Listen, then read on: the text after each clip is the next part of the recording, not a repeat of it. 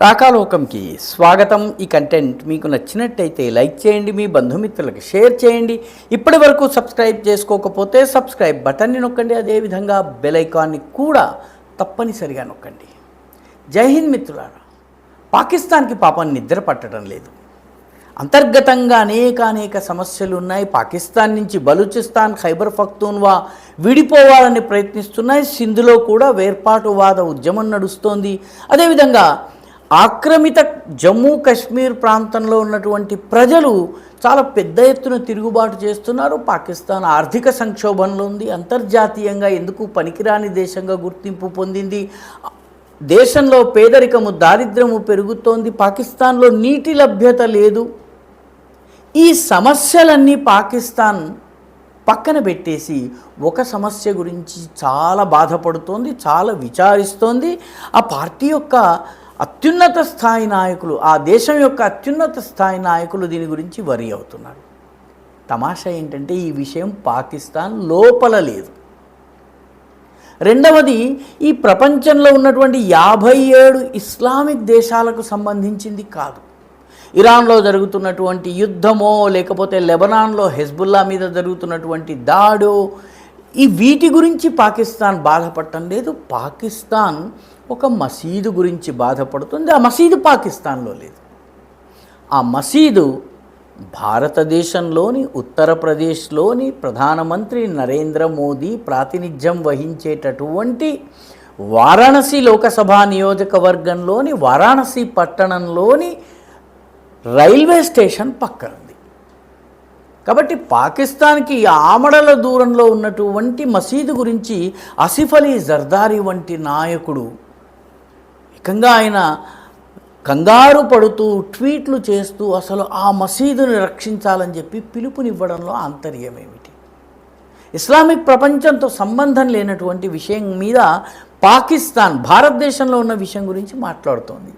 ఆశ్చర్యకరమైన విషయం ఏంటంటే వారాణసి రైల్వే స్టేషన్ మోడర్నైజేషన్లో అంతర్భాగంగా ఒక విశ్వస్థాయి రైల్వే స్టేషన్ని ప్రపంచ స్థాయి రైల్వే స్టేషన్ని నిర్మాణం చేయాలి. ఎందుకంటే వారాణసి దేశపు ఆధ్యాత్మిక రాజధాని కాబట్టి అక్కడికి అనేక మంది భక్తులు వస్తారు. మొత్తానికి ఇప్పుడే చాలా డెవలప్మెంట్ కూడా జరుగుతోంది కాబట్టి రైల్వే స్టేషన్ కూడా ఆ స్థాయిలో ఉండాలి. ఇది జరగాలన్నట్లయితే స్టేషన్ని ఎక్స్పాండ్ చేయాలి. స్టేషన్ని ఎక్స్పాండ్ చేయాలన్నట్టయితే రైల్వే భూమి మీద ఉన్నటువంటి ఒక మసీదుని తొలగించాల్సి వచ్చింది. ఆ మసీదు పేరు మసీద్ గంజ్ షహీదా. ఈ మసీద్ గంజ్ షహీదా అనేటటువంటి మసీదు ఎప్పుడు కట్టారు, ఏమిటి అన్నదానికి ఖచ్చితమైనటువంటి ఆధారాలు లేవు. ఉద్యమాలు చేసేవాళ్ళు, వాదించేవాళ్ళు ఇది 500 సంవత్సరాలు, 800 సంవత్సరాలు, 1000 సంవత్సరాలు ఈ రకంగా చెబుతున్నారు. నిజానికి 1000 సంవత్సరాల క్రింద వారణాసి వరకు ముస్లిం సైన్యాలు వచ్చాయా? సందేహమే. వాస్తవానికి ఆ సమయానికి రాలేదు. 10వ శతాబ్దం వరకు వాళ్ళ యొక్క ప్రయాణం ఏదైతే ఉందో అది ఢిల్లీ వరకు రావడానికి కూడా సరిపోలేదు. ఢిల్లీ దగ్గర మాత్రమే వాళ్ళు పరిమితమై ఉన్నారు. కాబట్టి వారాణసిలో వాళ్ళు మసీదు కట్టించారు 1000 సంవత్సరాల క్రితం అని చెప్పి దీనిని ప్రభుత్వము నోటీస్ ఇచ్చి తొలగిస్తుంది. ఎందుకంటే ఇది రైల్వే భూమి మీద ఉంది, మీకు ప్రత్యామ్నాయ ఏర్పాట్లు చేస్తాం, వేరే చోట మీరు మసీదు కట్టుకోండి, దీనిని వదిలేస్తే స్టేషన్ యొక్క మోడర్నైజేషన్ చేస్తాం. ఈ గంజ్ షహీదా మసీదుని తొలగించేందుకు రైల్వే విభాగము ప్రయత్నిస్తోంది. మసీదు కమిటీ నుంచి ప్రతిఘటన ఎదురవుతోంది, అందులో సందేహమేం లేదు. వాళ్ళు జూన్ 13వ తారీఖున నోటీసులు మసీదు మీద అతికించారు. దానికి వాళ్ళు జవాబులు ఇచ్చారు. అయితే 20వ తారీఖుకి దీన్ని తొలగించాలి అని చెప్పి రైల్వే అధికారులు చెప్పారు. ఉత్తరప్రదేశ్లో ఉన్నటువంటి యోగి ప్రభుత్వం సహకారంతో దాన్ని నిర్మూలిస్తామని కూడా చెప్పారు. అయితే అక్కడ ఉన్నటువంటి ముస్లింలు కొంత వాద వివాదాలు చేస్తున్నారు, కానీ నెమ్మదిగా మసీదు స్థానాంతరణకు ఒప్పుకుంటారు. నిజానికి ఆ మసీదుకి కనీసం బాబరీ మసీద్ అనేదానికో లేకపోతే అలంగిరి మసీద్ అనేదానికో ఉన్నటువంటి చారిత్రక ప్రాధాన్యం కూడా లేదు. దాంతో అసలు దాని గురించి పాకిస్తాన్ పట్టించుకుని హడావుడి చేయడం చాలా విచిత్రమైనటువంటి విషయం. నిజానికి ఆ మసీదును నిర్వహించేటటువంటి అంజుమన్ ఇంతజామియా మస్జిద్ కమిటీ ఏదైతే ఉందో ఇది రైల్వేతో పోరాడుతోంది. చట్టపరమైనటువంటి పోరాటం జరుగుతుంది. కోర్టుల్లో ఏ ఆదేశం ఇస్తే ఆదేశము పాటించి తీరవలసిందే. కావాలంటే సుప్రీంకోర్టు దాకా కూడా వాళ్ళు వెళ్ళవచ్చును. చిట్ట చివరికి లా ఆఫ్ ద ల్యాండ్ ఉంటుంది.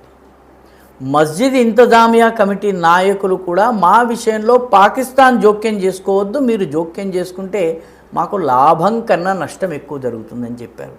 అయినప్పటికీ పాకిస్తాన్లో ఆసిఫ్ అలీ జర్దారీ వంటి వ్యక్తి దీనిపైన మాట్లాడడము, దీని విషయంలో అసలు